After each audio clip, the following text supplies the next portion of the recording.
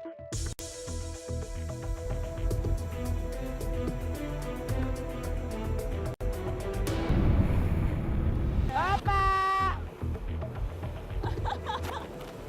Coba lihat kapal-kapal nelayan kita yang segede itu.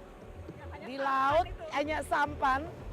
Harus lawan di tengah laut kapal-kapal dari negeri tetangga yang 80 gross tonan, 100, 200 gross tonan kan.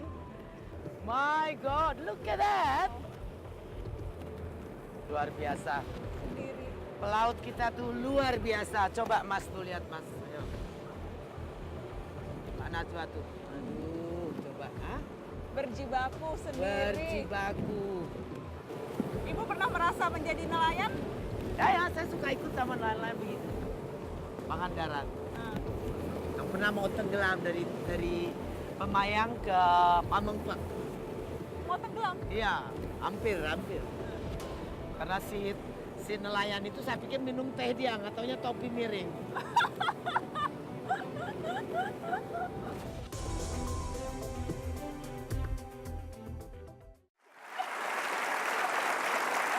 Ya, Saya nggak tahu it's recorded. itu cuplikan waktu Mata Najwa dan Ibu Susi 2 hari yang lalu kita naik KRI penenggelaman nggak kapal di direkam, sana. Mbak. Direkam. Ada kameranya di samping Ibu, masa nggak direkam sih Ibu? Dan sekarang ini juga direkam loh Bu dari tadi. Oke, ya. Sekarang tahu saya. Tapi cerita topi miring tadi saya pikir nggak direkam.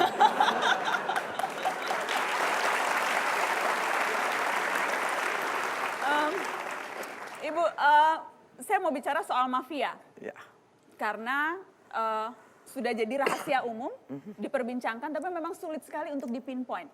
Tapi saya tahu bahwa Anda sesungguhnya paham seluk-beluk permainan mafia ikan.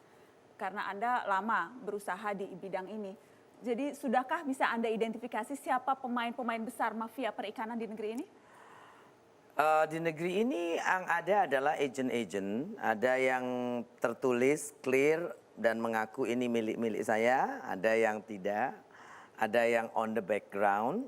Dan ini sebetulnya yang saya pikir selama ini membuat orang takut untuk menyelesaikan persoalan perikanan ini, Bu. Apa yang sanggup mereka lakukan, Bu, mafia?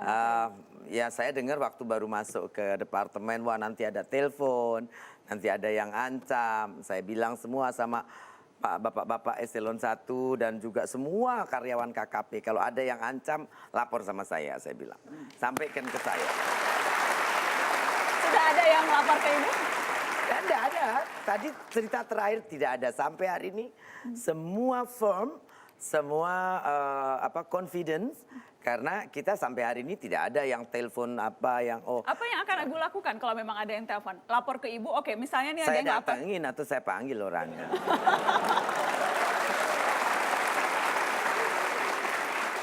Modusnya, kalau menceritakan modus mafia perikanan, biasanya modusnya di mana saja? Bagaimana cara mereka? Yang ada itu biasanya kapal-kapal asing ini punya agent yang urus di Indonesia. Mereka ada buat PT, ada yang pakai nama pribadi, titip. Ini yang punya license ya.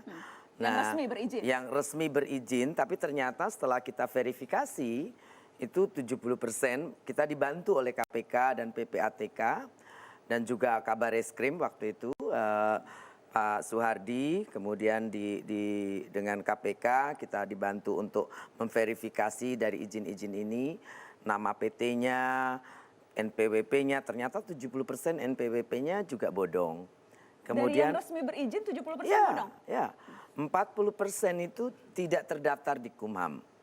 Nah kemudian belum lagi mereka ini duplikat, izin yang ini diduplikat 3 atau 4 kapalnya. Bahkan ada kapal Natuna yang kemarin kita tenggelamkan itu, kirinya Sudita, kanannya namanya Natuna kan. Iya, ada juga yang namanya Bima Sakti, yang satu pakai C, yang satu pakai S, sebelahnya, beda-beda. Dan Natuna ini ada nomornya juga banyak, yang ketangkep di Pontianak itu ada 4, itu nomornya 99, 23, 22. Yang kemarin di Batam kalau tidak salah nomornya 28 kalau tidak salah. Nah, itu kan jadi mungkin itu nama kapal Natuna itu ada mungkin 100 kali, Bu. Kalau ada yang nomor 99 kan, catnya sama warna catnya. Jadi ini modus-modus duplikasi. Duplikasi izin ya. Baik. Dan mereka biasanya kalau ditangkap, beberapa mereka pakai nakoda Indonesia sebagai untuk kalau ada kapal patroli dia jawab pakai bahasa Indonesia karena memang dia taruh 2 orang Indonesia seolah-olah itu nakodanya, padahal awaknya selebihnya adalah awaknya orang asing semua Orang asing. gitu. Baik, kita harus break sekali lagi. Kita akan kembali setelah pariwara berikut.